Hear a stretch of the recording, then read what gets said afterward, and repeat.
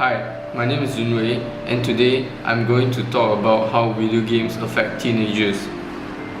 Before we start our topic, let's start off by knowing some history of video games. The first video games was made available to public in 1958. Ever since, video game has played a vital role in the life of countless teenagers and young adults who have embraced the act of playing this visual piece of art. Video games are undoubtedly fun, but do they always help us? Video games are frowned upon by parents as time wasters.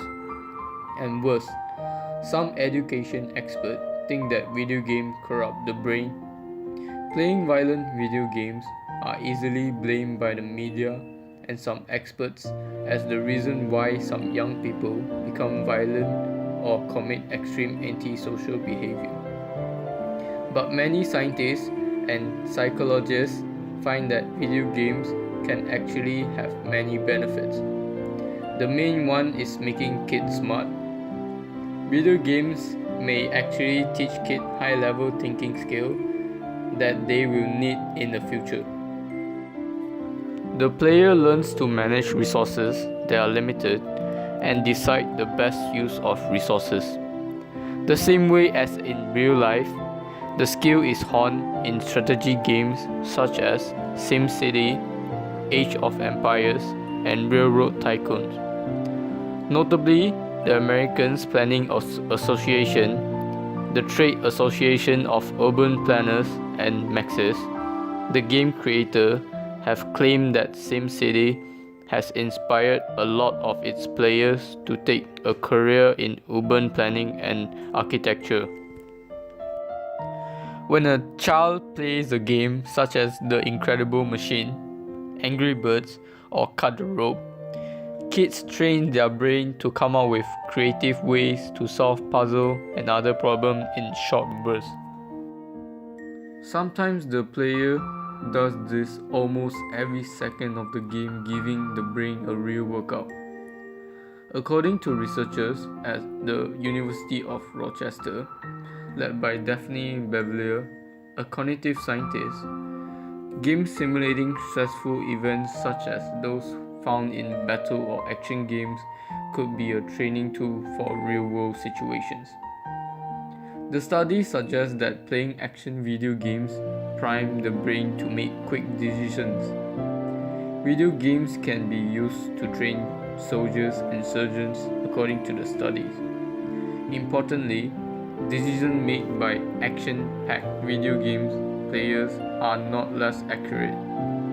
According to Bevelier, action game players make more correct decisions per unit time. If you are a surgeon or you are in the middle of the battlefield, that can make all the difference. Steven Johnson, author of Everything Bad is Good for You, How Today's Popular Culture is Actually Making Us Smarter, called this telescoping. The gamer must deal with immediate problems while keeping his long-term goals on his horizon. In order to be successful in this kind of games, the player must have a good plan before starting the game. Good moves have to be thought of, which result in an extremely good outcome of the game. Simultaneous tracking of many shifting variables and managing multiple objectives. In strategy games, for instance, while developing a city, an unexpected surprise like an enemy might emerge. This forced the player to be flexible and quickly change tactics. Cognitive researchers Daphne Bevelier talks about how video games can help us learn, focus, and fascinatingly multitask. Defense News reported that the army include video games to train soldiers to improve their situational awareness in combat. Many strategy games also require the player to become mindful of sudden situational changes in the game and adapt accordingly. In this case, not always strategy works, but some critical thinking will have to be applied. Being accurate simply means being precise. Action games, according to a study by the University of Rochester, train the player's brain to make faster decisions without losing accuracy. A player is known to have a good accuracy if he or she is able to hit a good shot. In today's world, it is important to move quickly without sacrificing accuracy. Many young gamers read to get instructions, follow storylines of games, and get information from the game text. Also, using math skills is important to win in many games that involves quantitative analysis like managing resources. Hi, my name is Jun Wei, and today I'm going to interview Sunil. So what game do you play? I usually play Dota, COD, and a few more other games. Okay, and when is the first time you started playing video games? Around 4 or 5. And how do you get to know about video games? I was introduced to them by my cousins and later on by my friends. And how often you play for a week? Maybe 3-4 times a week. And how many hours that one time? Around 1.5 to 2 hours.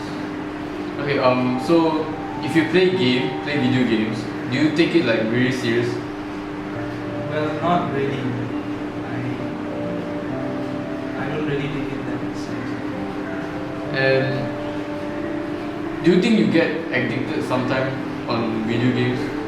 I can at times, but then later on I try to control myself. And so after if you play video games, do you feel very tired? Yeah, if I play for really long, I can get tired very fast. And what do you do after playing video games for a really long time? I usually have a lot of water because I tend to get dehydrated. Okay, do you ever forget something because of playing video game for a long time? Do you ever forget something to do? It never really happened to me before. I never took video games that seriously. Okay, thank you.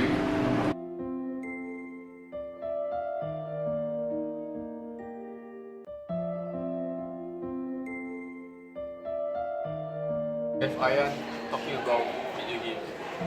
Hey, Jun Wei. So, video games, first of all, are the most misunderstood things in the world. A lot of people think that video games are only for people who don't have anything to do. But that's actually pretty wrong. Video games are for people who are creative.